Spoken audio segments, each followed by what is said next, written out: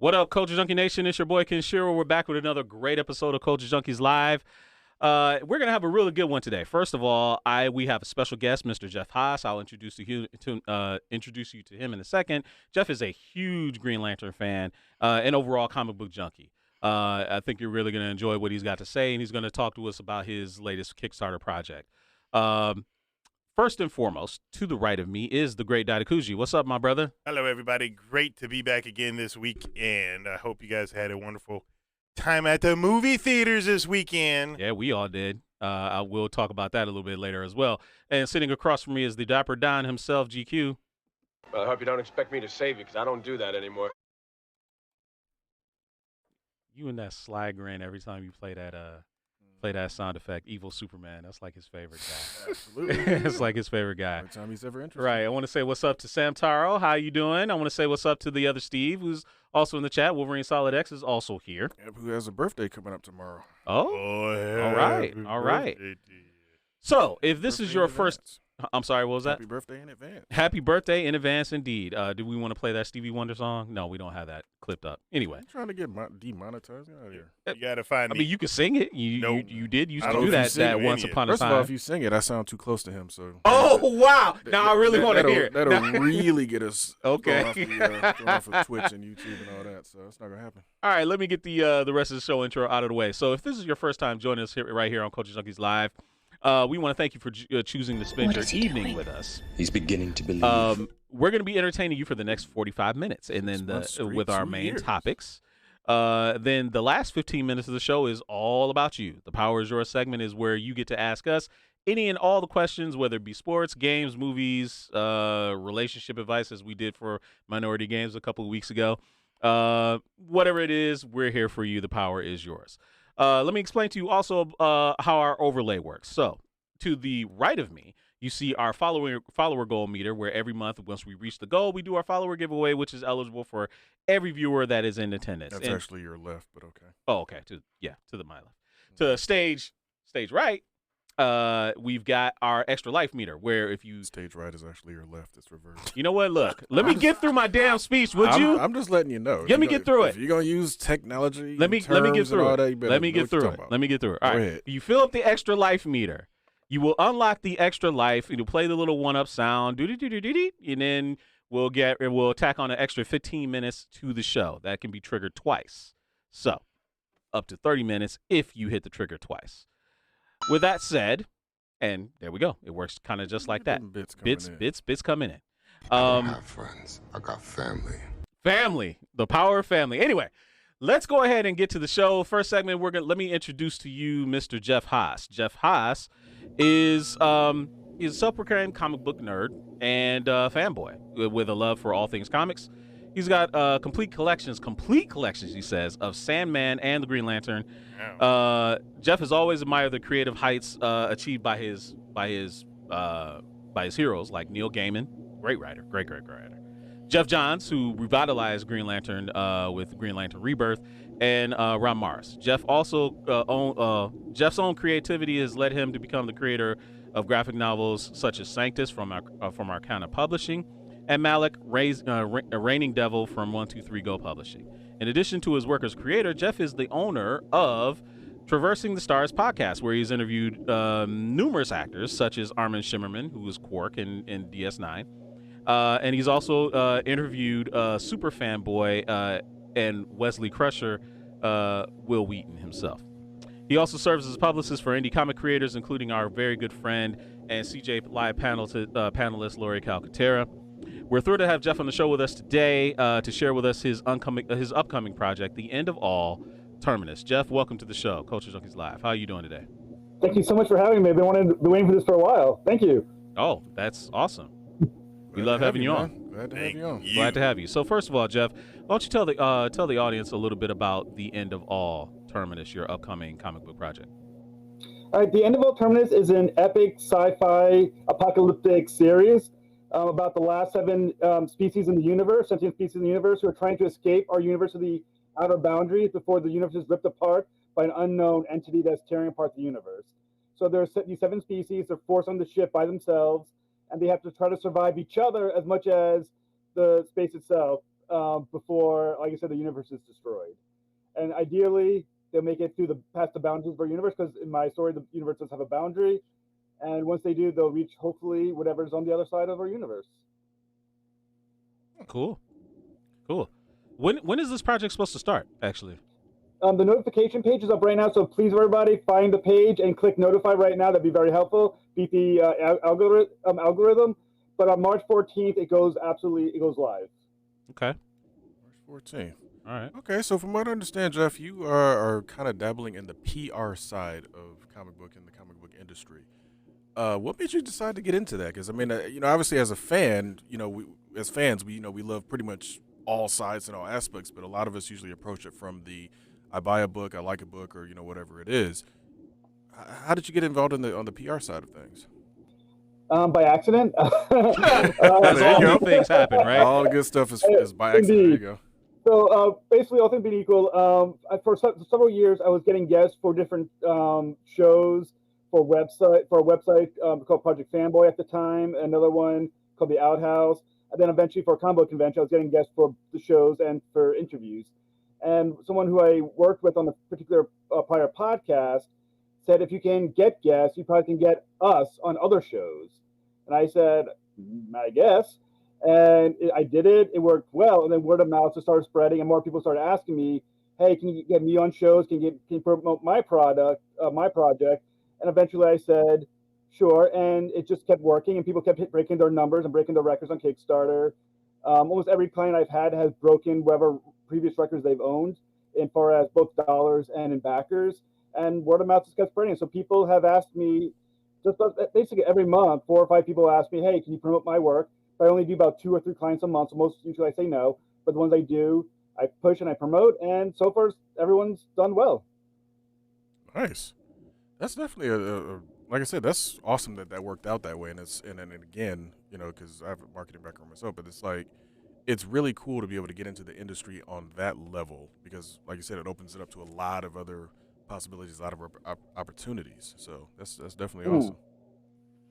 It is. I mean, it's a lot of work, but it's basically just grinding, and that's pretty much, I think, the word for almost anyone who wants to accomplish anything. It's just the word grind. Nothing just happens, so you got to just spend your entire day just grinding through, trying to get a couple more backers that day, a couple more dollars that day, a couple more eyes on your project that day, and over time, it hopefully adds up, and you have a success. Awesome. Yo, so Jeff, you got a podcast called Traversing the Stars, right? Yes. I got 2 questions. First off, tell us about your podcast, and who was your most anticipated guest on your podcast? All right, the Traversing the Stars podcast, I interview celebrities from TV and movies, sometimes literature, and definitely comic books. And the interviews are usually about 30 minutes long, and I've been doing for about a year or so, but they're mostly kind of laid-back, conversational interviews. Some of my favorite guests have been Armin Shimmerman. I've had on twice. He's absolutely awesome. Nice. Will Wheaton was awesome. Thomas Jane was a shocker that he said yes, so I was very excited to talk to him. Yep. Rob Ricardo is one of the nicest people you've ever met, and so he was great. Yes, indeed. David Hewlett from Stargate was a great pleasure to talk with as well. Stan Sakai was one of my favorite comic book people I ever spoke with. And there's big ones coming up. Later this week, I'm going to interview Alex Proyas from The Crow and Dark City. He's the director. And then a week after that, I'm going to interview Nicholas Meyer, who directed Wrath of Khan and Star Trek 6. So it's fun. It's great to be able to watch a TV show and go, I'll talk to that guy, and then you text him, and then you talk to him. It's like interactive TV. It's pretty fun. You say you're teasing the interview with Nicholas Meyer, and that's a pretty big get, because for me, and even to this day, I think most people consider Star Trek: The Wrath of Khan to still be the greatest Star Trek movie ever made, with good reason, because Ricardo Montalban was absolutely fantastic as Khan, but just the way it was filmed and stuff like that. So I'm definitely looking forward to when that one comes out. But with that aside, I wanted to ask you a little bit, a couple more questions for you. But one of them, I wanted to ask you, when you talk about your collection, you say it's a complete collection of Sandman and the Green Lantern. Yes. How complete are we talking here? Because that's a lot of issues, man. All right, so for Green Lantern, I'll start with that one. It's every single Green Lantern comic book annual crossover, anything with Green Lantern in the title. If Green Lantern was in a Flash issue, it was like or Green Arrow, like Green Arrow and Green Lantern. I bought that issue as well, going back to 1960, and I have the showcase issues going before that, where Hal Jordan first appeared. I don't have the Golden Age ones, but basically from the second appearance of Hal Jordan in Showcase to now, every single issue that connects to Green Lantern, including Sinestro, when that was the regular series, Red Lantern, that was regular series. Like I said, every spin-off, Guy Garner, Warrior, all those issues, going back to just several thousand. It's probably 12, 1,300 issues or 14, something like that. 13 or 1,400 issues. Indeed. Wow. So, dude, if you're gonna do it, you got to do it right. That's awesome. Right, I guess so. That's right. All right. So the last question I kind of got for you, well, actually, no, follow-up question to that, because you said you're a Sandman fan. Real brief opinion, what did you think of that Netflix Sandman series? I really enjoyed it. I mean, they made some changes, but I was okay with it. I mean, it's one of those things where it took you a second to acknowledge the change you see on TV, but once you buy into the universe, it's a lot of fun. And I think they came as close to hitting what it was going to feel, the comic book feels like, as I think is humanly possible. Because let's face it, it's a virtually impossible. At least I thought it was a virtually impossible comic book to film, and the fact they got that close and that accurate to it is amazing. And I loved it. And I got my wife to buy into it, and she started when I watched it with her.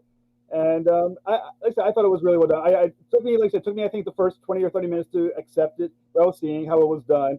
But once I got into it, I'd say it's one of the best comic book adaptations I've seen. All right. So one final question. I'm gonna let Dido ask this one. It's because it's pretty fun. Okay. Well, so you're stuck somewhere. You're stuck on a space station, and you have a xenomorph bearing down on you, right? Okay. What non-superpower individual are you gonna come get you out of that jail? Would you conjure to come get you out of that jail? You said non-superpowered? Non-superpower. Yeah, because if I gave you superpower, that'd be way too easy. Well, Can't make it too easy. Well, I assume Batman's already been prepared for this and has already stopped the Oh, man, right there in the chat, Wolverine Solid X, Batman, no prep time. There you go. Right. Well, I mean, you gotta go with, I assume Batman. Punisher, if potentially, because he has the distance. Punisher would be. But you got to count on Batman because, like you said, he probably has already planned it all out. He's going to kill the Xenomorph. Without Batman, I'm definitely screwed on my own because I'd definitely not survive more than 5 minutes against that thing. Exactly. I think I just wet myself and cried, and then I died. Wow. Man, Okay. I'd be like, Ellen, Batman come save me. Prepared to fall from space or from the moon. So I mean, I know, right? That's still one of the most ridiculous recent feats that Batman has ever done. This dude fell from high orbit to Earth and survived. I think it's ridiculous. I don't know. Maybe Batman's just trolling people. Maybe he actually has powers. He's just not telling. He got to, man. He's got to have powers Well, at this point. Well, there actually was a skydiver who I think did jump from a height of about that much, but he did have some something on him to protect him from the friction. But there was a sky jump that's the highest of all time that was almost considered almost that high. Huh. Almost a little bit. Yeah, I saw that Personal video. heat shielding. I don't know, man. Yeah. So I'm just I don't saying, know, if that man. guy could do it, Batman has probably practiced it on his time off. Fair enough. True. Absolutely True fair. All right, Jeff. So that was all we kind of have for you today. But if everybody wants to kind of get a chance to go to his Kickstarter, the link is in the chat. But real brief, let everybody know where they can find you, Jeff.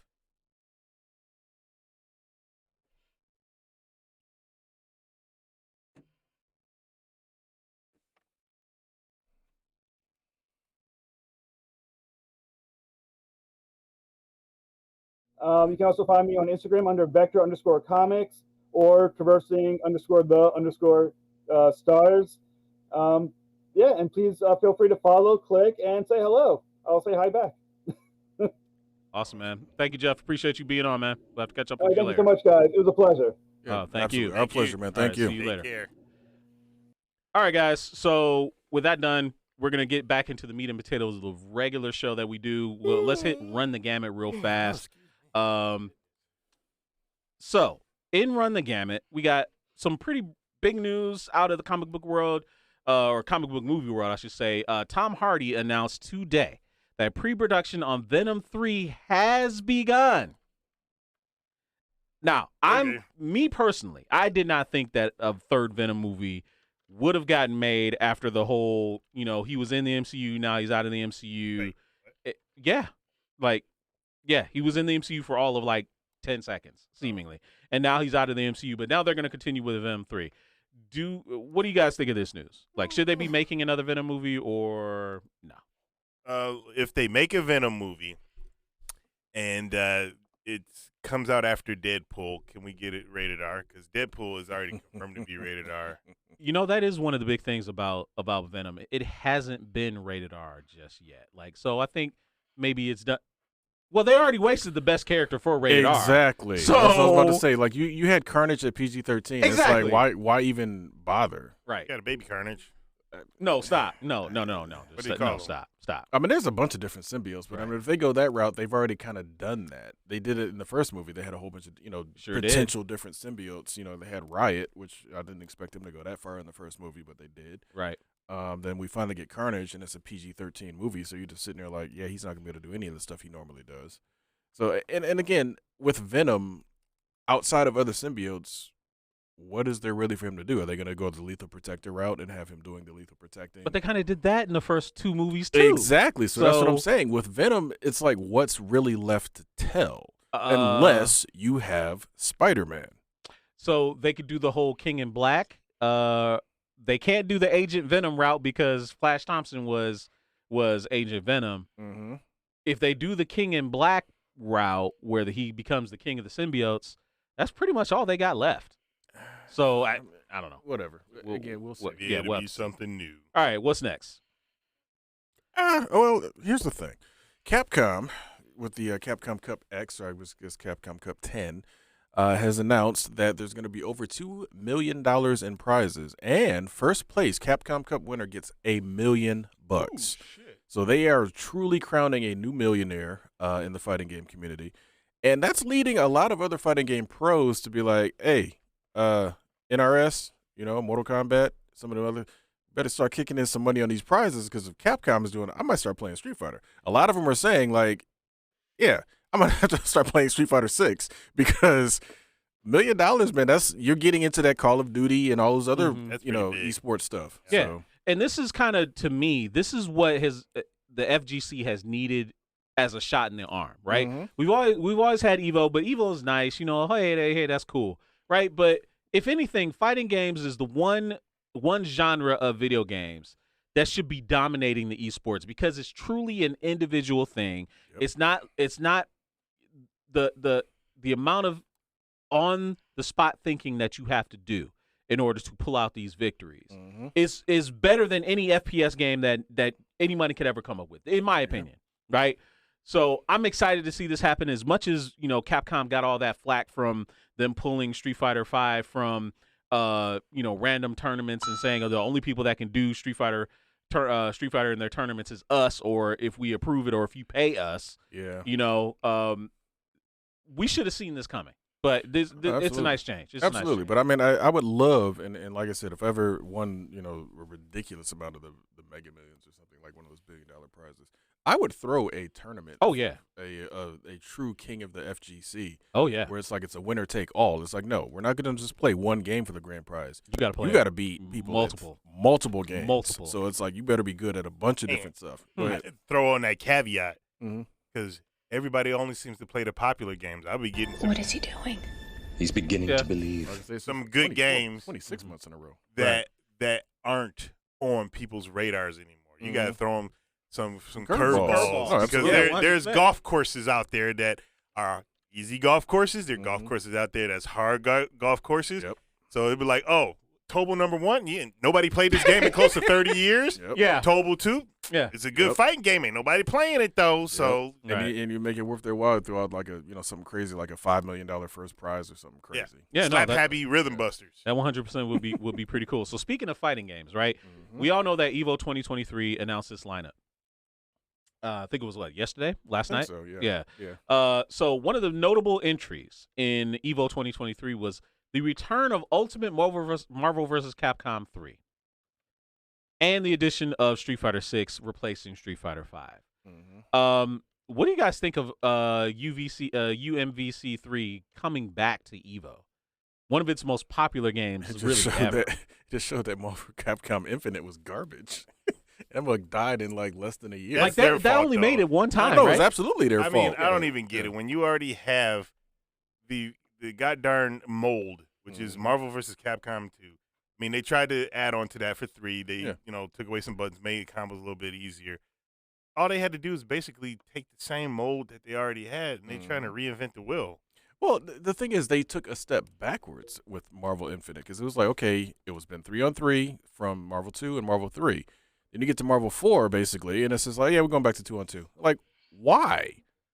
Some of the decisions they made for Marvel Infinite were really, really bad, and that game truly died in like I think less than a year or whatever.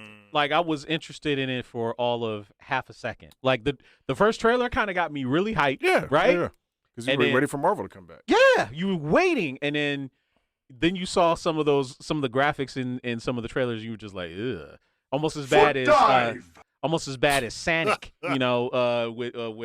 the Hedgehog. Oh yeah, right? Yeah. Some of the artistic choices were bad. Also, real quick to throw it in there, Tekken 8 dropped a Kazuya trailer. That's why I'm looking. Sure did. I saw that today. I don't know that he needed a trailer. We already knew he was in the game. Mm-hmm. I mean, it's like if I was going to see a gameplay trailer, show me somebody that, because he kind of does all of his same stuff. It's like there's not a lot of new. Not granted, his rage art, or whatever you want to call it, super combo is brand new in the way that he executes. But I would have liked to have seen one of the other characters that's not already a locked-in character. Right. Like, even showing Nina, it's like, yeah, Nina wasn't part of any of the initial marketing, but we knew she was coming back. So, give me some new people. Right. All right, guys. To wrap up Run the Gamut, I'm gonna move this along real quick. So we got a couple of dearly departed notices to give. First and foremost to a legendary creator in the anime space, Leiji Matsumoto, who was the creator of Star Blazers, Galaxy Express 999, and Captain Harlock. He passed away last week. Also passing away last week, which is very surprising because it was almost like the next day after his character was mentioned on Law & Order SVU. Richard Belzer passed away last week. And he's been through a lot of Law & Order, a lot of different shows. Dude, his character has been throughout a couple of different series. Here's what I didn't know. Munch, as a character, played by Richard Belzer, was on 10 different series. Yeah. Outside of even Law & Order. He was on The Wire. I didn't know that. He was on Arrested. The same character? Yes! Yep. He was Munch is a universe traveler. Dude. Yes, he in is the sense a of like universe TV hopper. universes. He bounces through a lot. Yes. Right. He might be a Beyonder. 100%. Yeah, like 100%. I did not know that.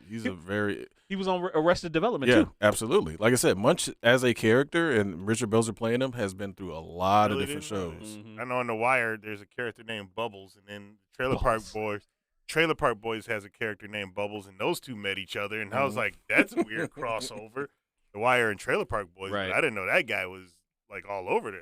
Well, partially, I think the reason why Richard Belzer or why Munch was included in The Wire because it takes place in Baltimore, which is exactly where Homicide: Life on the Street also took place. Yep. And last but not least, you always say it comes in threes. Raquel Welch passed away last week as well.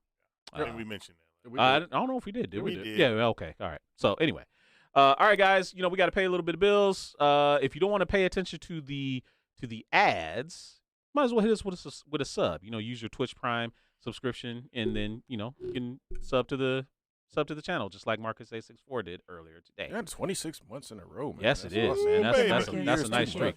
All right, guys. We'll be back in 30 seconds. The entire Culture Junkies crew would like to thank you for tuning into our programming. We hope you are enjoying our content as much as we enjoy making it. One thing that helps us continue bringing you our unique content is viewer support. By visiting the Culture Junkies Patreon page, you will have the opportunity to select the support level that works best for you. Not only will your support help keep the Culture Junkie Nation growing, but you will make yourself eligible to receive patron-exclusive swag. Please take a moment to consider supporting us and join the ranks of the supporters you see listed on the screen. We would like to also give a special shout out to our Culture Junkies level and above patrons: DeMarcus Smith, Fab Nerd Life, NanetNet, The Other Steve, and Black Crowned Knight. Remember, for as little as $1 a month, you can support a Culture Junkie. Thank you. All right, and thanks and greeting and thanks for all of the patrons that continue to support the Culture Junkies in all of our endeavors, whether it be here on Twitch, whether it be or in our videos on YouTube. We appreciate and thank you all for your patronage. So let's move the show right along. And I don't know if you guys knew this, but there was this little movie last weekend that came out called Ant-Man 3. Ant-Man, or its proper title is Ant-Man and the Wasp: Quantumania. So we covered briefly last week how the movie got some pretty harsh critical reception. And there was a lot of people saying that, this movie isn't going to be all that good and it might not make all that money. Well, bump all that. Ant-Man and the Wasp: Quantumania pulled in $120 million on its opening weekend bow, defying critical response. But, and the fans, for the most part, are in agreement. They said that the critics were kind of harsh, a little harsh on it, a little too harsh. But they also acknowledged that I think some of them, a certain segment of them, may still be suffering from Endgame fatigue or Endgame hangover, almost 4 years later. Because some of them are all like, oh, well, if it isn't, to the level of Endgame, then I don't want it.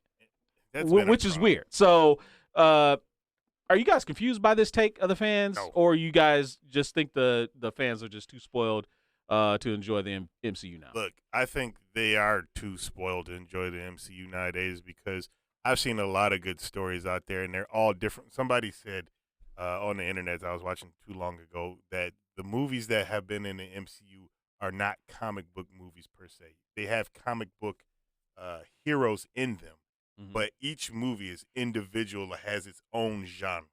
Ant-Man movies were caper movies up until kind of this one's not really a caper movie, but the Captain America movies, besides the first one, was kind of like political drama movies. You have your comedy movies, you have your action movies, you have your coming of age movies. They're all different genres, and the people who do not realize that are the ones that I think are having a hard time understanding because they think everything is supposed to be the same. Like DC, unfortunately, in the beginning of the DCEU, everything had the same coat of paint on it. What did you call it, Adobo girl? What did you call it? You say everything tastes like DC or some shit like that, where it's just like everything was the same. Superman, Batman, same fucking character or the same feel, and they weren't supposed to be. Let it riff. What was it that you exactly were saying? Okay. I just said DC made everything taste like Batman. Oh yeah, that's it. And which is very true. That's it. It's very, very true. Man of Steel. I never thought Superman would have a Batman flavor, but it comes in Batman flavor. Yeah, too, so and it's like KFC. Batman's like DC's KFC or something like that. That exactly, and that's the main thing because they look at Infinity War, look at Endgame, and like, oh, these movies were so good because they had consequences and they had this, and then everything that comes out has to be that. It's like no, everything. They are building stuff. Back in the first Spartan phase, you didn't know what you were going to get. They didn't know what they were going to get. They had a vague plan of what they were going to do. They didn't have everything written out in stone. That's why some things that became Infinity Stones, you didn't know they were Infinity Stones. That's why you saw a gauntlet before they were ready to show a gauntlet. That's why they teased stuff because they know we were going to go in this direction, but we didn't have exactly things laid out, and it worked. And they're doing that still, but people are just like, oh, blah, blah, blah, blah. I'm like, shut up and wait. Right. Like, I can't talk about the movie because that's next week. Yep.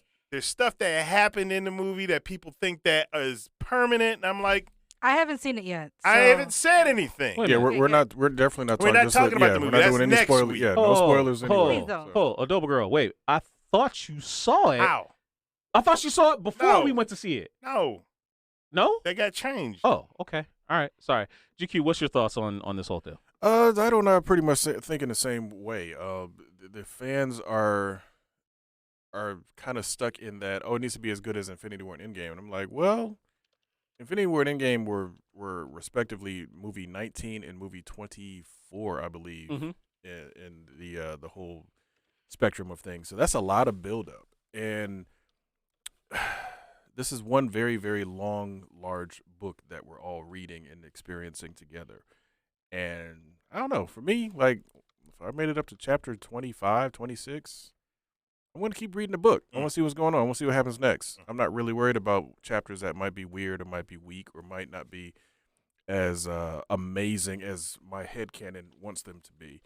And I'm also not going to be mad when characters are changed around or interpreted differently to fit in the story that this book encompasses, where, certain characters that are little giant-headed people with little limbs suddenly are changed around to fit into the narrative that this particular saga has been telling. You can't suddenly pick him out of a place that does not exist so far in this particular version of things and be like, oh, it has to be exactly this way, and this particular person is that kid. It's like, no.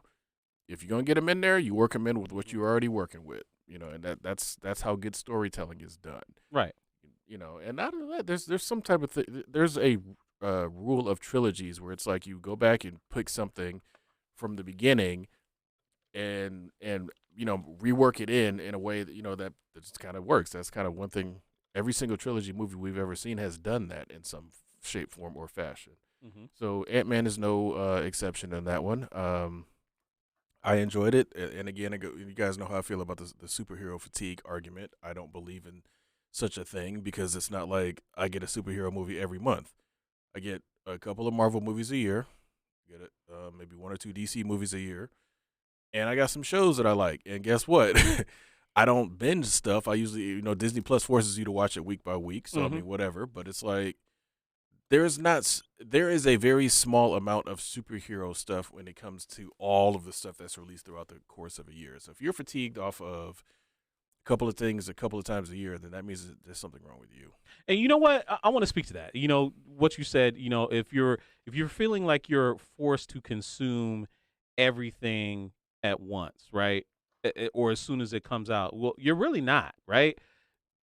The whole argument is that, oh, well, it's too much. It's too much. They're giving me too much. I mean, we came up in an era where we got plastic Frisbee disc throwing Captain America riding a motorcycle, right? We came up with no, 100%. I remember, right? dude, I remember. We came up with John Rhys Davies playing some kind of video wall watching Kingpin in the trial of the Incredible Hulk. Like, we came from a bad era. We came from the Nicholas Hammond Spider-Man fake-ass wall crawling. They basically did a camera trick, and he's shooting ropes out of his hands, not really swinging around anywhere. Like, what are y'all complaining about? Dude, we came out of... Like, come on. We came out of Bad Fro Doctor Strange.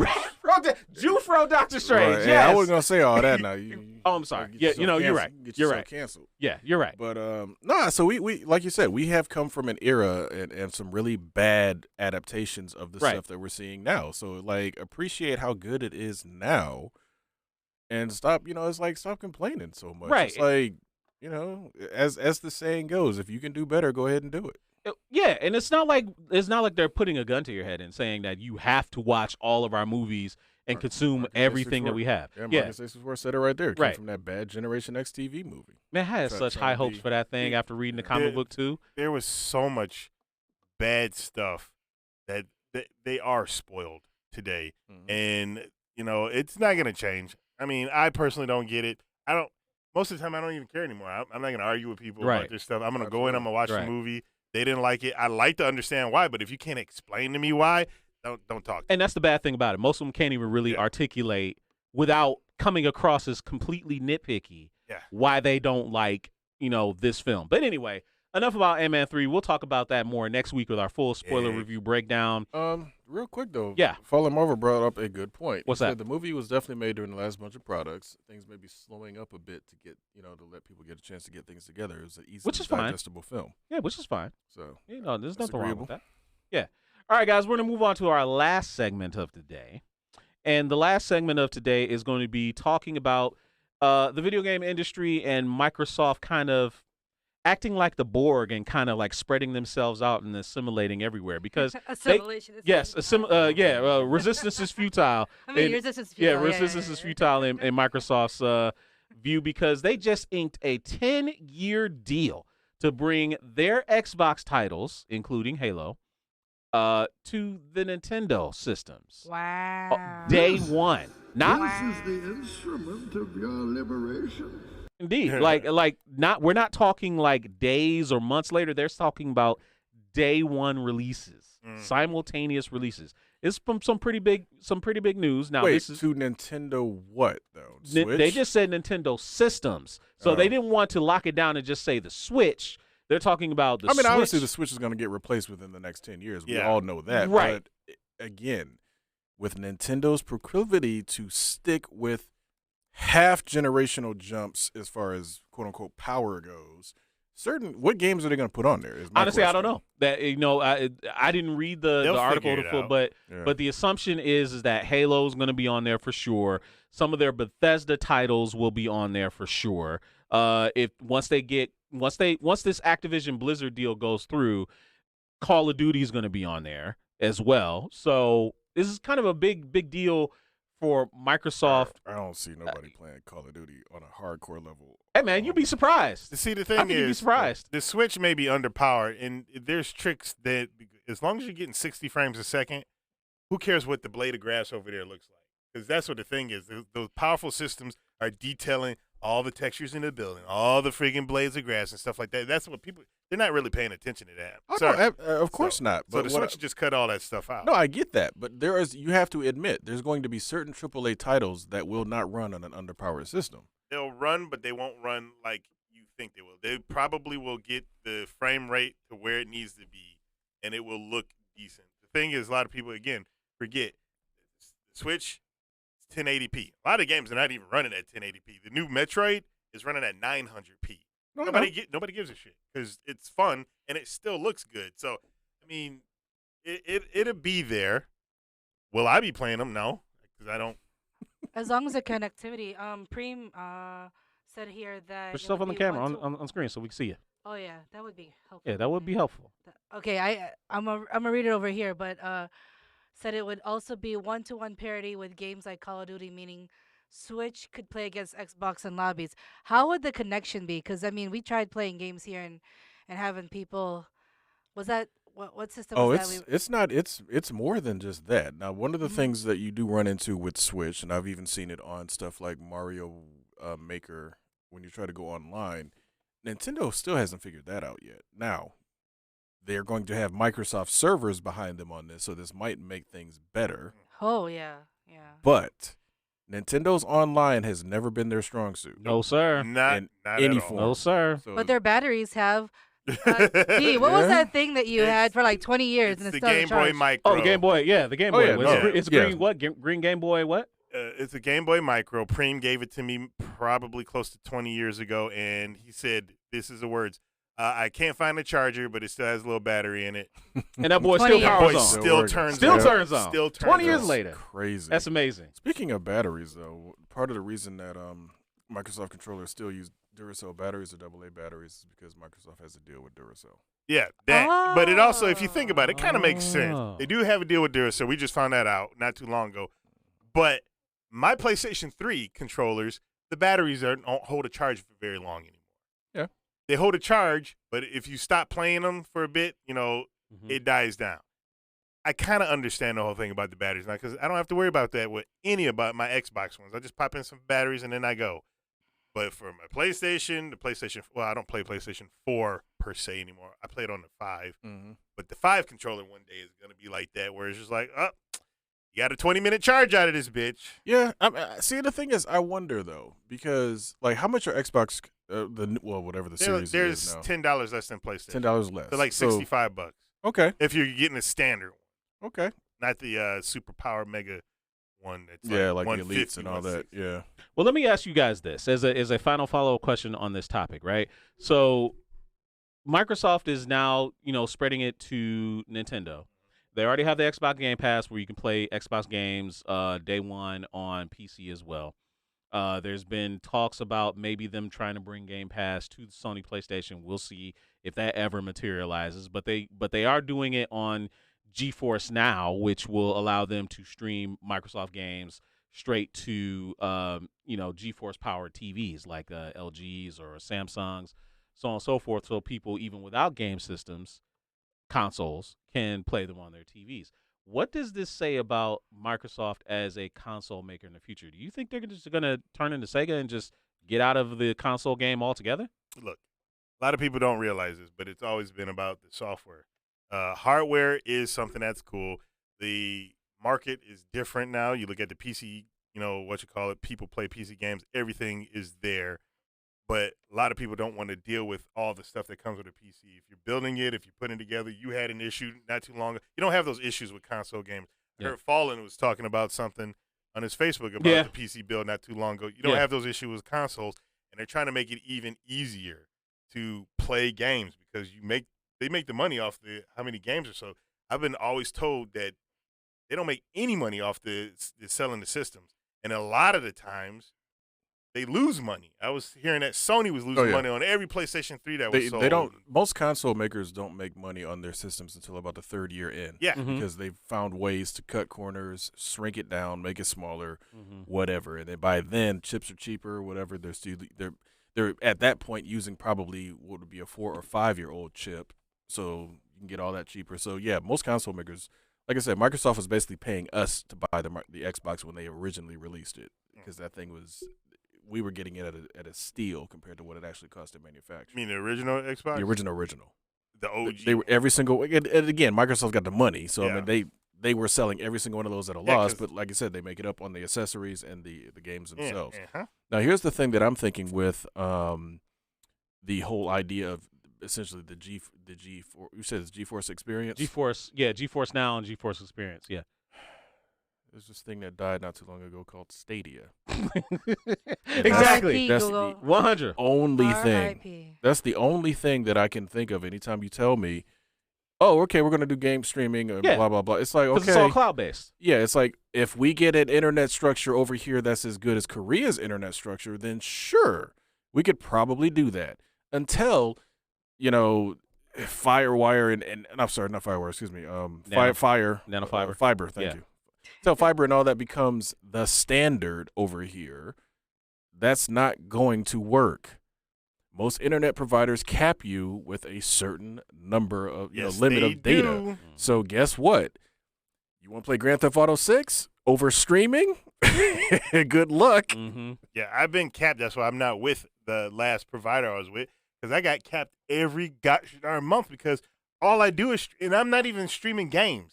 I'm streaming YouTube and stuff, right? All the stuff that I watch, I'm streaming, and they were capping me, so that would be ridiculous. But on top of that, I mean, the industry is going to change. It is changing. They're going to try to get to streaming because there's no physical games. There's no download. They control every aspect of it, and they get your full money. That's what they want. And that's something that me personally, when it comes to games, I don't like. But Sony's already doing that. I think PlayStation 2 games on the PlayStation 5 are not. They're all streaming. They're all cloud. Yeah. They're all so cloud. It's like, Go buy yourself a PlayStation 2. Don't buy it from DK Oldies because apparently you've been paying way more. Don't buy it from they have been getting slammed. What was that place you sent me to get my PlayStation? That was Shop Goodwill. Yeah, Shop Goodwill.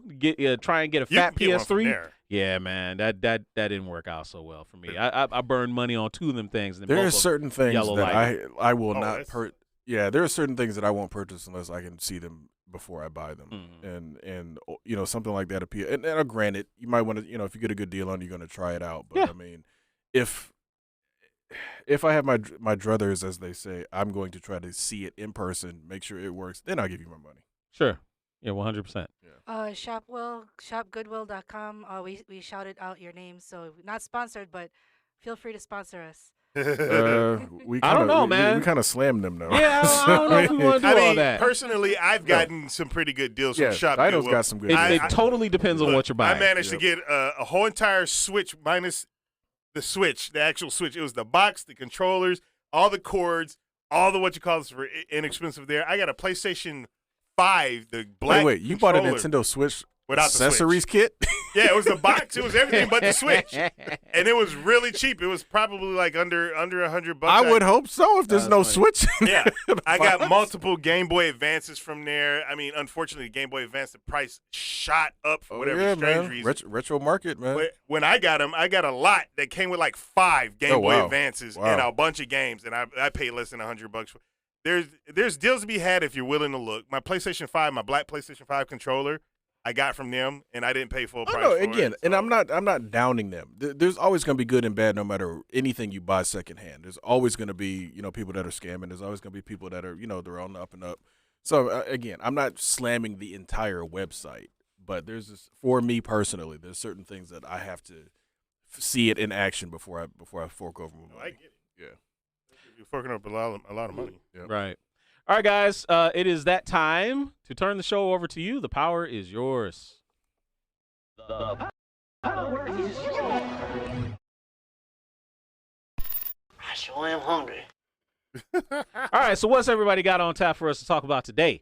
I saw Fallen Marvel actually posted something about the Microsoft Activision deal that is still under litigation. You think he was asking the question? Yes, it is still going through its legal loopholes. It has not been finalized yet, but all this, the moving and shaking that that Microsoft has been doing in order to kind of put themselves in a position to. I don't know what's behind signing all these deals. Maybe it's just money. Is Nintendo paying them, or is that how this is working? Nintendo's paying them to get Xbox games on their systems. I have no idea. I don't know. I think because again, it's a win-win for both of them in a sense, but it's more of a win for Microsoft because they're the ones supplying the games basically, or the rights to have those games on their systems or whatever. So. All right, here we go. First question from Minority Games, longtime viewer. Has anybody tried Midnight Suns yet? No, none of us on this panel have tried it yet. The only person on the panel that is willing to try it is yours truly right here. Yep, him. I'm the only one. I don't like strategy and I will games. get to it eventually, but I just haven't done it yet. Because What they're kind of too game slow. is that? That is a turn-based real-time strategy game. Ooh. You probably would like. Card-based with Marvel heroes in the vein of XCOM style. So I love it. RTS. Yes. I can do those. I can't do RPGs, but I can do RTS. I don't understand. You could do RPGs, can't do RPGs, but you could do RTS games. RPGs move. RTS games, you're moving. Look, Like, you're taking forever. there was a game. Like, when is it going to be my turn? That's funny. There was a game called Advance Wars back on the. Oh, yeah, I remember that game. I love that game. That was. I remember that game. I have it was for my the game. DS and never played it. No, it was oh, good. you do? You have it? Yeah, I have Advanced Wars games. I want to play that game. I haven't Play it played all that day game. long.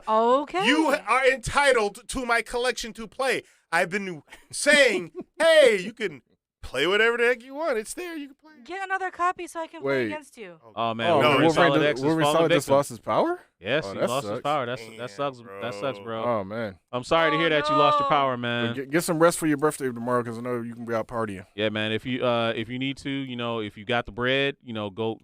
Well, it might be dangerous to travel. I was gonna say go hit up your job and get a room for a night. Preem says I hate RTS games. The one notable exception, Mario plus Rabbids, one of the more fun games I've played in a while. Yep. And Marcus X4 said I wanted Midnight Suns until I saw what type of game it is. Oh man, come on, man. Don't be like, man. Here's the don't thing. Be so judgmental. Okay. Here's full disclosure why I didn't want that game. You had the potential to basically just do another Marvel Ultimate Alliance with those characters. Yeah, there was a lot I of agree. greatness that could have been had. And again, I didn't really start playing any quote unquote RPG games until Knights of the Old Republic came out because it finally brought a franchise in that I was like, okay, cool, Star Wars. Yeah. I just got to deal with the quote unquote role turn based play. But the game itself was really, really good. Yeah. Midnight Suns had that potential, and it's just when I actually saw it in action, it's just like, nope, not fun. No, I get that. Gokai Red says, I missed the demo for Wulong. I'm not a Demon Souls or Neo guy, but this looks fun. Wulong looked really cool, though. That's that one that they did. I think it was based in the Unreal Engine, and it's based on the Legend of the Monkey King. Okay. It looks incredible. Did not see it. It I looks do like incredible. Souls games. Yeah, no, you need to look that up on YouTube if you haven't seen it yet. It looks amazing. 100% looks amazing. Minority Games said we're missing out. I wonder if he's talking about Midnight Suns Yes, or he something is. else. Okay, Midnight He's Suns. 100% talking about All right, that. well, He says, should they remake Fist of the North? Wait a minute, stop. Wait a minute. He's asking about Fist of the North Star again. So wait, I'm assuming he's going to talk about Fist of the North Star, the live action movie. So sure, dude. Why not? I mean, they can do it better now. Okay, it can be bloodier. You can see some heads exploding. Yes, you can say Julia's mine now. Oh, that's a different game. Come on. Gokai Red says no, that's a different game. I have to check out Wulong. Right. But anyway, so we know there's this big live action anime kick. There's One Piece getting ready to come out. There's been Death Note. There's been Gotcha Man. There's this Filipino production of Voltus 5 that looks pretty cool. You know I'm gonna see that. I'm sure biased. you will. Hashtag Filipino biased. right? 100% biased. But in any case, I don't see why they wouldn't. You know, doing Fist of the North Star now, like, would you want someone with that big old, the Tetsuo Ohara, big old bulked up physique like Kenshiro Rao and the others got? Yes. Yeah. Make it like freaking. Who would do that? The 80s. Make it like freaking what that Mel Gibson movie was in it? Road Warrior. Yeah, make it because that was a kind of, I won't say a parody, but it was kind of, what's the word? Post-apocalyptic, and it was kind of homage to it. Yeah, homage. Yeah. That's the word I was looking to. It is definitely homage to his movies. Shoot, why not, man? Come on now. Right. Fallen Marvel is saying, like, after seeing Hogwarts Legacy in action, I want to give it a shot. So me too. When it's $20. So that says that you were letting the popular opinion about the game sway you whether you wanted to try it, or had you just never seen it before now? Because there have been plenty of footage out there about Hogwarts Legacy that tantalized a lot of people. It was just a lot of people were attributing it to not wanting to support it because supporting it was tantamount to supporting J.K. Rowling, which I thought was ridiculous. My thing is, I don't care about supporting J.K. Rowling or not. If I can get in there and be Slytherin and kill other students, I'm in. If I can't do that, I'm not pretty playing. sure you can't do that. I'm pretty sure you can't do that. I know you're killing some people. Yeah. I'm pretty sure you're not doing that. I don't know if it's other students, but you're definitely killing other people because the what you call it, is in there. It's in there. You can learn it. I get it, but I mean, it's again, that's part of the reason I like video games, because they take whatever it is way beyond what the source material does. Right. Look at Wolverine Origins or X-Men Origins Wolverine Uncaged or whatever. Mm-hmm. That went way beyond what the movie was. That was the greatest. Yeah, and that gave us the Wolverine we all wanted. Yes, that was the greatest movie game So put me in ever. Harry Potter land and put me in Slytherin and let me do my thing. It's like to me, for real. Like, why not? Yes. What's the point of creating a big, huge, sprawling sandbox like that? Because that's all it is. It's a sandbox game. Let's be real. Mm-hmm. It's like once I'm in a sandbox game, I want to be able to do whatever I want to do. Right. That's why GTA 5 has been so popular for like 12-something years, now. right? Was that? Digitally, it's $10 on PlayStation right now. I mean, it's on its third generation of systems. Yeah. Which is insane. It was insane how long they kept GTA 4 at full price too. Oh, like GTA 4 was. They kept it at full price for that like game was 5 or 6 hilarious, years. That game was hilarious. Yeah, it was. So anyway, so Gokai Red is saying is talking about Punisher game. Oh, dude, that Punisher needs game to be was remade great. for sure. They need to bring that back. I need to finish playing that game. God, that game was so playing awesome. it because I have it Oh on my the original God, that Xbox, game was so awesome. But I didn't finish it. How far did you get in it? Oh man, where have we heard that before?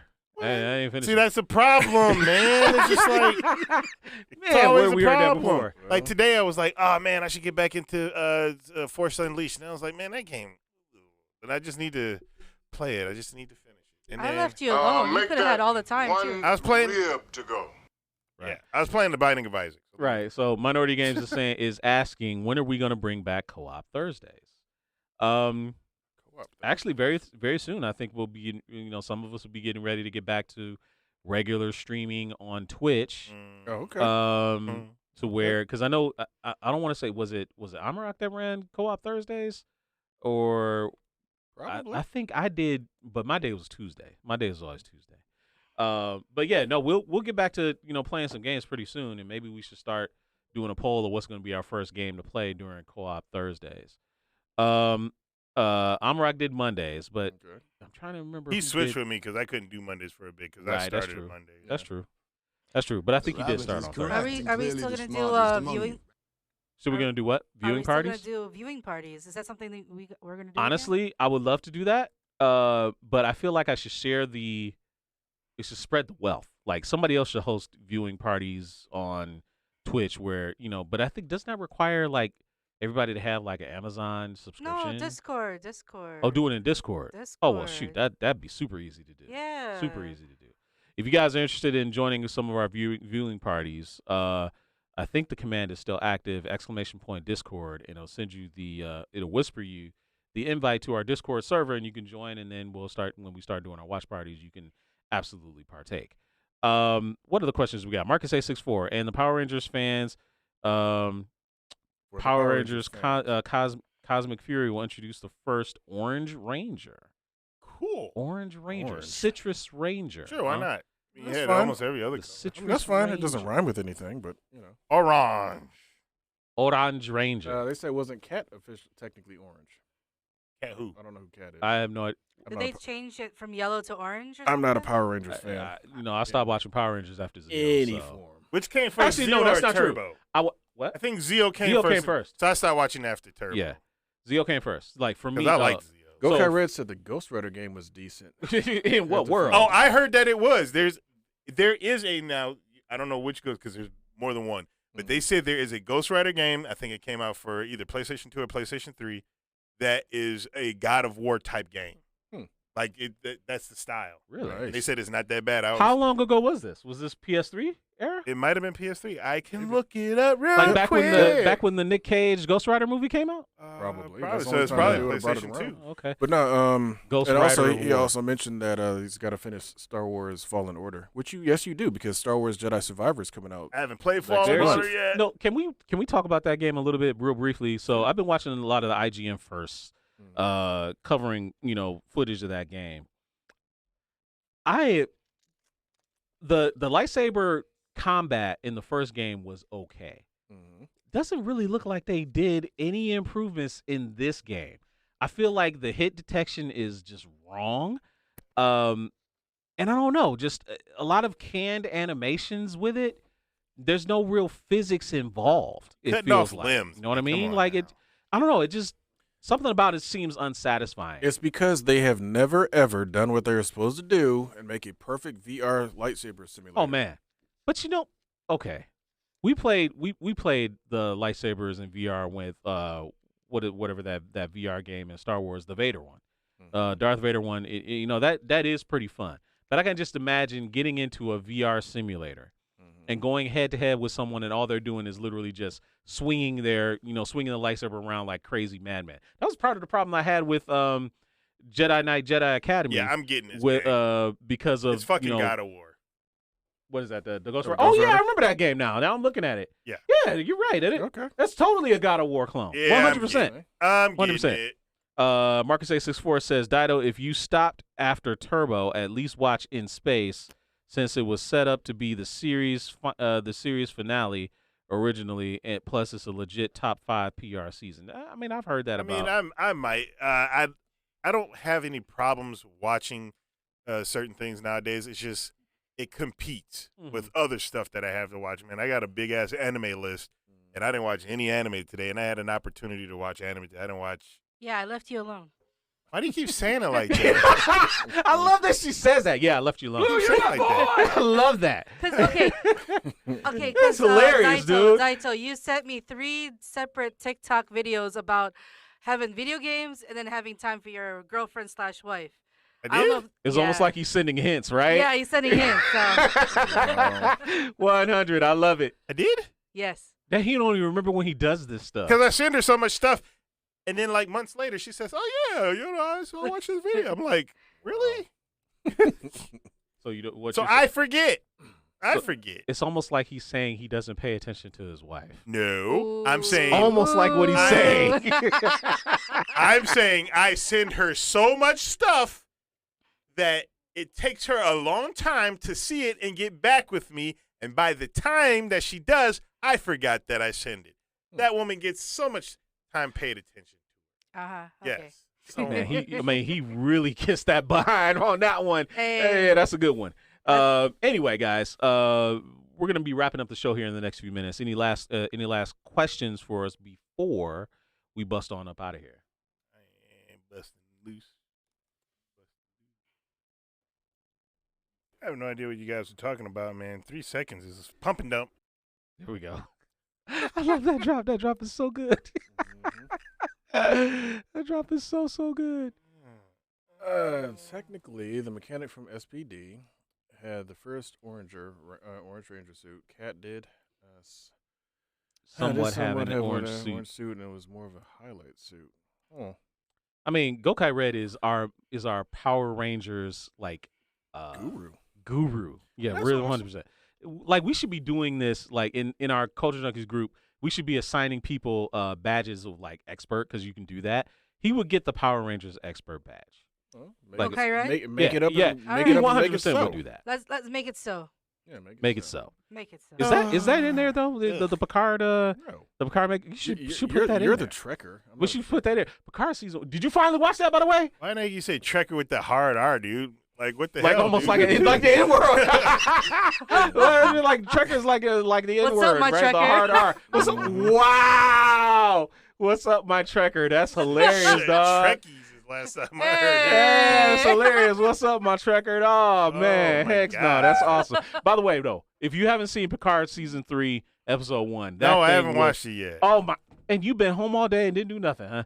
You do. That show is I had to go to the doctor It's today. What else did incredible. I do? We went shopping. I played The Binding of Isaac. Almost got my win. Happy birthday to Nick Gurr. Oh, you come on, man. You can already tell what that was all about. Oh. Minority thinks he's funny. Okay. Minority think he's funny. That's That's why he got flagged. Minority think he's funny. That's I why he was got like, flagged. who's that? That's why he got flagged. So anyway, Gokai Red said, "What did y'all think of Elimination Chamber?" We were watching it actually while we Yeah. were waiting 40 minutes to get our food at B-Dubs after we watched True. Ant-Man 3. So we saw the final match between Sami Zayn and Roman Reigns. Predictable as all get out. Of course. I mean, they were not giving it to Sammy before Absolutely not. WrestleMania. That's not going. Absolutely not. The Logan Paul entrance was, I guess, not really surprising since that's building up towards WrestleMania anyway. Yeah. That was fair. Yeah. Also, Brock Lesnar and Bobby Lashley had a very short match. That's something that we didn't see, but that ended in a DQ. But unfortunately, they might not have. That technically was their rubber match, but they should have finished it off with a big blowout at WrestleMania. But they're trying to move the match to Brock Lesnar versus Omos. They're going I to put think- that belt on that Jake Paul watch. Not day. at WrestleMania. No Not way. at WrestleMania. No one way. day. Yeah, one day. No No, way. one They're day. gonna put Yeah, that one day belt more on than that guy. likely. Yeah, because Yeah. I mean, Or Bad Bunny yeah. watch. They're going to get the belt. Or Bad Bunny. I mean, they got rid of the 24/7 belt. I mean, so, honestly, okay. Let me ask this real quick before we bounce out of here. How do you guys feel about these celebrities just coming in and immediately just, performing in the ring pretty well? Doesn't it, in a way, make a mockery of the wrestlers themselves? No, It's I don't think so. fake. They have to. The outcomes are fake, but what they do in there, sweetheart, they can definitely get hurt. And it's real what they're doing. But it's always been celebrities and wrestling has been hand in hand. The WWE and celebrities has always been absolutely. But I don't. It's like didn't Mr. T get in the ring and do all this? Mr. T, WrestleMania 1. Yeah, so he may And not 2. have gone the same route as they are now, but I mean, I don't see nothing wrong with these guys if they can get in and put in the work, then why not? Gokai Red hit the nail on the head. If they're decent at it in the ring, there's no problem with Exactly. Bad Bu- Entertain us. Bad Bunny, Entertain us. Bad Bunny, and Logan Paul both put in the work, and they both put on actual good matches, considering the fact that they don't do this full time. Yeah. So, and both of them bring an entire audience along with them. That's the whole point of doing it. Mm-hmm. Logan Paul, love him or hate him, that dude has a huge following. So if he shows up at WrestleMania, media outlets are going to again. WrestleMania is one of those events that gets media outlets local, especially for the local to the venue. They will do all sorts of stories and stuff about it. But Logan Paul jumps in the ring. Yeah. You bring in a whole bunch of other media outlets, a whole bunch of new eyeballs. So that's the name of the game. I got to give it to the Paul brothers. They are probably influencer savants with Jake in the actual boxing ring, Logan in the wrestling ring.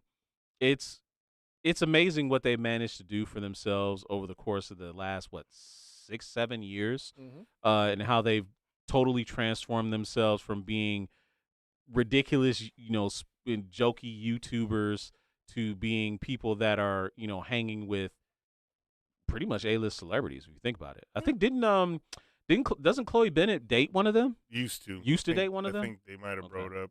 Okay. And didn't one of them have a boxing match over the weekend? Jake? I don't think so. Maybe. Not that I know Maybe of. I was looking at old YouTube clips or something. Yeah, It might have have been been. older clips. Might have been 100%.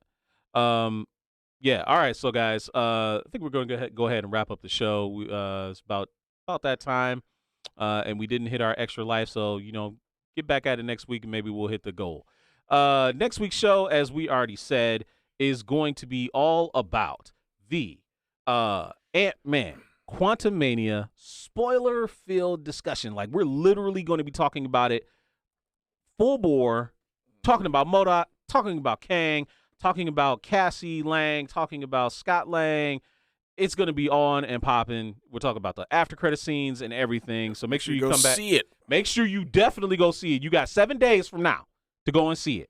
If you don't see it by then, There it is. Sorry to say it. Go Correz gonna see it this week. There you go, seeing it this All week. So that's what we'll be doing when we get back into all of the Ant-Man discussion, what it means for Phase 5 moving forward, and the MCU moving forward. So make sure you come back next week, 9 p.m. Eastern, 8 p.m. Central, for that hype discussion. Any gentlemen, any last comments before?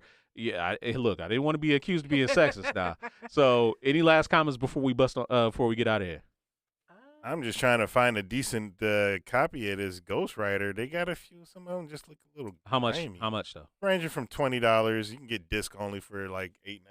But like, do I want disc only? I want everything. You know that's gonna be full of scratches.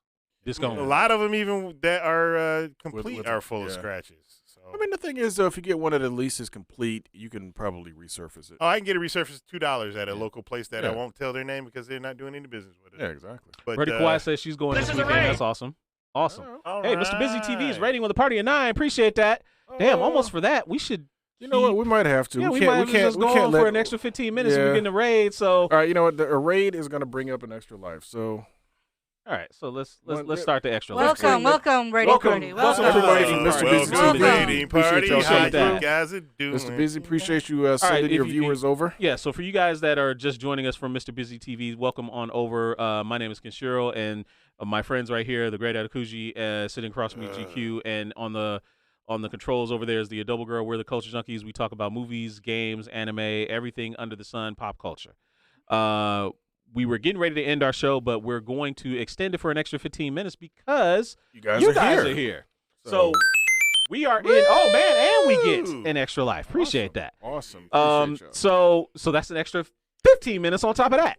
Man, how does Adobe Girl feel? Because usually she needs to get to bed so she can get ready to go to work. How you feeling? Minority Games, thank you for helping us sponsor our light bill again. Appreciate that. Thank you. 100%. I'm okay. 15 minutes. I can do 15 minutes. All right, bet. I'm All good. right, bet. So honestly, this is an open area discussion. You guys, we can talk about whatever you guys want to talk about. So Power is yours again, or we would love to hear from. No. Just keep it right here. Okay. So we would love to hear from some of our new rating viewers and get to find out exactly what you guys would like to talk about right now. Did you guys see Ant-Man? If you did see Ant-Man, full disclosure, we saw it, but some of the viewers in our chat have not. So please keep it spoiler free in the chat. All right. But of course, Happy you guys can. I hardcore live haven't mixes. seen it yet. Oh, yeah, that's right. The producer hasn't seen it yet. and I haven't seen it the yet. producer It can be. hasn't. It can be very lightweight. Ant-Man chatter. It could be anything pop culture related. I mean, anything how you guys want to talk about. I wouldn't mind knowing how the hold on. I wouldn't mind knowing how. Just kidding. I wouldn't mind knowing. I wouldn't mind knowing how the pacing is, the storyline. Does it make you want to like hit your head against the wall? Stuff like that. Actually, but not actual. Right. Well, that specific things. that brings up what somebody said in the chat earlier. Minority Games had asked, "Is it better than Thor?" In my opinion, Thor: Love and Thunder better than Thor: Love and Thunder. Absolutely. Yeah, it's better than Thor: Love and Thunder. Absolutely. But that doesn't, for me, say I didn't like Thor: Thor: Love and Thunder. Yeah. But yeah, it's better than Thor: Love and Thunder. Okay. Because like Gore was a great villain. They didn't give him much to show. A criminal waste of Christian Bale. But by they the way. gave Kang everything he's in. Yeah. And that It's boy like, just chewed it. oh my god. Oh my god, he was Yes. so good. Yeah. So yeah. He was so That's fair. good. Minority Games is asking, does Marvel need to start killing off these Marvel characters and restart the universe? No. Why? I don't think it's so much that they need to start killing them off. I think they need to retire some of them. Now, obviously, some of the actors have bowed out due to either their character being killed on screen or contracts being up or whatever. I think what we're going to really get as far as getting this universe or this part of the universe on track is Secret Invasion. I think Secret Invasion, when that drops, is going to, beyond Kang, obviously, but it's going to start to set the tone for how this Marvel Phase 5 or whatever is going to be moving forward. Because not only is it's finally bringing, Sam Jackson, Nick Fury back to the forefront. The real Nick Fury is actually back on Earth doing stuff. But I think it's going to, open up that cosmic gate of like, the other faction of Skrulls that are actually evil, threats from outside of just Earth, essentially. Because, if you really think about it, Quantumania still kind of technically takes place on Earth, even though it's a quantum realm, blah, blah, blah. But it's still here. Now we got, Sword was introduced in, what was it, in WandaVision and a couple of other things. I think once we get Secret Invasion and once that really gets rolling and whatever what is it, 6 episodes or whatever it's supposed to be, or is it 8 or whatever? For what? For Secret Invasion. Yeah, I think it's like 6 episodes. Whenever that drops and whenever that really gets going, I think that's going to truly set the tone for like, okay, we got threats coming from all sides. Let's, buckle down and figure this out and figure out who's going to be standing where. But you don't think that this movie, well, I guess this one didn't really set the stage. Maybe it kind of got the ball rolling. If you think about it. On Kang, absolutely, because it finally let us see how much of a threat he can be. But remember, outside of the characters in that film, none of the greater quote unquote Marvel universe has seen him yet. They haven't dealt with him yet. That's true. So I think Secret Invasion is going to be like, look, Skrulls, boom, boom, boom. Kang going to be in there doing his behind the scenes, working things out or whatever, observing. And again, it also depends on which route they're going to go. Because like we were talking about, off camera last week, they had those 3 different major Kangs that show up. Yeah. And then you have the quote unquote exiled Kang. So it's like, which one is going to be the straight up true Kang dynasty? Kang. Yeah. So it's like, there's a lot of stuff that's still moving around. So I think Secret Invasion is going to be like, lock it in on, focus on this. Kang is still out there doing his thing. I wish I could say it right now. I'm sure you do. But the probability of a storm happening could definitely be a factor. I can't hear you. Of what Kang is the kangiest. Fair enough. But Kang is the kangiest Kang. Yep. Here we go. I like that. All right. Also, probability of a storm. And that's you're right. Yeah, we'll see. You're absolutely right. We'll see. Final question: do you guys care if your favorite rapper, hip hop artist tells or snitches? I'm still going to listen to T.I. and Gunna. I would never go to jail for somebody else. Yeah. Okay. My pleasure, Double Girl. You guys are like family. Oh, you must have said something thank sweet. you. Yeah. I just said thank you for the. I know. I'm just messing with you. I ain't going to jail for nobody either. Same. I got mad love for all of y'all. I've known all of y'all for well over 20 years. But if you do something, y'all do something ridiculous that I can't cover up. Right? Yeah, I'm not going to jail for you. I'm just gonna be real. Hey, I want to say good night to Roverback. Roverback, appreciate you. Thank you for hanging out with us. So there was this story in the news right now of a kid that plays for. He's a freshman. Plays for the Alabama Crimson Tide basketball team. That's the problem right there. He is considered one of the best top prospects in the nation. What's another LeBron? No. He ain't Victor Wembanyama, but I'm just saying he's one of the top prospects in the nation. That's not going to fit on the back of a jersey. They'll make it work. Anyway, this man brought another teammate, Darius Miles, his gun. That gun was used to kill a young lady on the Alabama campus. You want to talk about going to jail for somebody? You gonna bring him his gun? Now, luckily for him, in Alabama, the DA has decided not to charge him with an accessory to the crime because he brought the gun. He brought the gun that was used in the murder. So the DA was basically giving him a pass. Yes. Because in reality, you are an accessory to that crime. 100. I couldn't believe it when I read it. Couldn't believe it. So the DA, yeah, I'm thinking the DA's election fund suddenly got a little injection of cash. Yo, man, you know how that NIL money is like really flowing right now, and these kids are making millions of dollars. They was probably like, hey, man, well, I break you off a little bit of my NIL, my first NBA contract. You know what? If you don't send me to jail. Wolverine Solid X and I were talking about this 2 weeks ago. I think it was the Skip and Shannon show. Yeah, they were talking about I forgot who he was. It was a player that went to somebody's party or something, and stuff jumped off, and then he basically was going to catch a case over trying to still be hood when you're a millionaire. It's like, dude, you are. I think he was a basketball player. It's like you've been given stupid opportunity to get out of that life. Yes, you are not. It's like, okay, for example, 50 Cent. We all know 50 Cent got shot multiple times, whatever. Blah, blah, blah, lived great, right, awesome.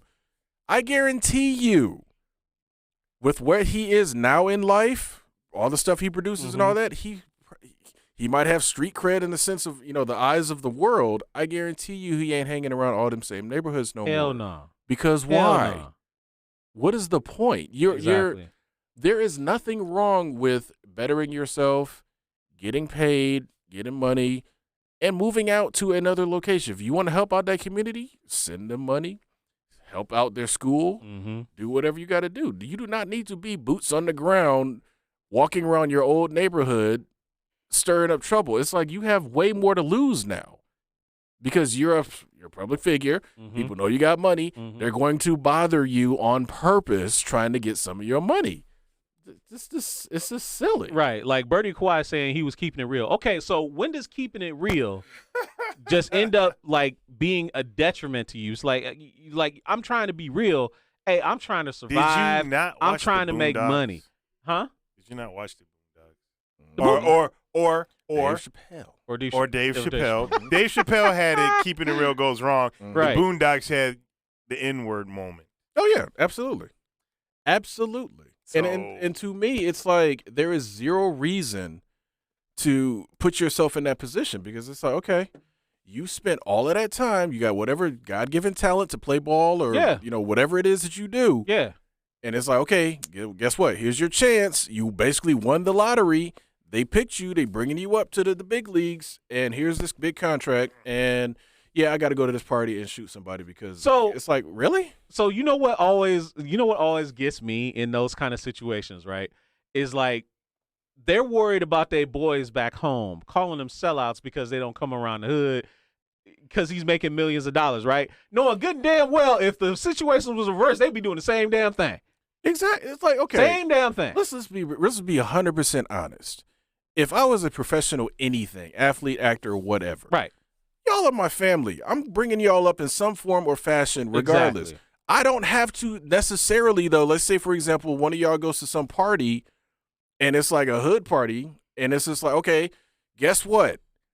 I might not go because it's going to be a possible situation of somebody there, maybe not necessarily related to y'all or whatever, but somebody there is going to want to be that one person that has to be a trouble starter. Yeah. And it's like, okay, I'm worth, let's say, $100 million now. Is it worth throwing away that entire lifestyle to go to a party where it's like, look, you know what? Skip that. We're not even going to do 80 parties. We're going to rent out this club. We're going to have our own party. You got to be on the list to get in. What's wrong with doing that? Like, it's not forgetting where you came from. It's understanding that, no, you're at a different station in life. And guess what? Your responsibilities change, and you got way more to lose. 100%. I'd like to pose the question then. What's the question? So you guys talking about keeping it real, and that's a phrase that doesn't really parse or separate identity versus a thing, because culture's like that. What you do is who you are, right? Yeah. So how do people do this? If what you're peddling is a lifestyle, but then you get the money to get out of that lifestyle, does that put that person, like, in terms of people Okay, let me back up. So let's say for rappers talking about a certain lifestyle, and then they become rich, and now they're not in that lifestyle. Does that make them less genuine? And I'd like to pose that question to people in sports. I mean, once you, I mean, I guess people. Is there a difference? My question is there a difference between forgetting the people that help raise you and forgetting who you are because you simply do not live in a certain location anymore? That's my question. There, in a way, is a difference because you can make the argument that you will always acknowledge where you came from, unless you try and pretend that you didn't come from that area. Like if you all of a sudden want to rewrite history and say, no, I was never born and raised, on the west side of Detroit, right? I was always from like Farmington Hills or something like that. I was always kind of rich or affluent, right? A lot of people, use their downtrodden backstory to kind of elevate their, their success story, right? And then when they get successful and they turn around and they say, yeah, but I don't really go back there and live in that environment because I know I'm not socioeconomically, I'm not in that same crowd anymore, right? Because what's going to happen is if you turn rich and you stay, hey, I'm going to live in hood and I'm going to stay in the hood, right? A lot of those people that don't have as much as you do are going to be expecting you to basically let them mooch off of you. And that should never be an expectation just because we grew up together. Well, Marcus A64 said it really well. There's a difference between keeping it real and keeping it smart. And that's absolutely the truth. Because when it comes down to it, everybody knows all societies, not just black, have crab in the barrel mentality. Yeah. And all of a sudden you become that crab that's right at the top. If you decide you want to jump down to the bottom of the barrel, guess what? You got to deal with all the crab mentality at the bottom of the barrel again. And they're trying to grab you down too. Yeah. There's been many interviews I've seen with celebrities that definitely said that, and black celebrities who came from those environments. It says once I couldn't be there anymore. Yeah. So, yeah. And there's nothing wrong with that. Yeah, they really should. Yeah. As much as those people that still live in that environment want to say there's a problem with it, they're not living in any semblance of actual reality, right? Yeah. I definitely would try to bring businesses into those areas and try 100%. to That's how you build your community back up, and you change the area, right? That's what you do, but you don't all of a sudden just say, I'm going to just let everybody. I'm just going to basically be a bank, and I'm just going to give out free money to everybody. That's just stupid. Yeah, exactly. MC Hammer's a nigga. Perfect that's example. That's a very good example. Perfect example.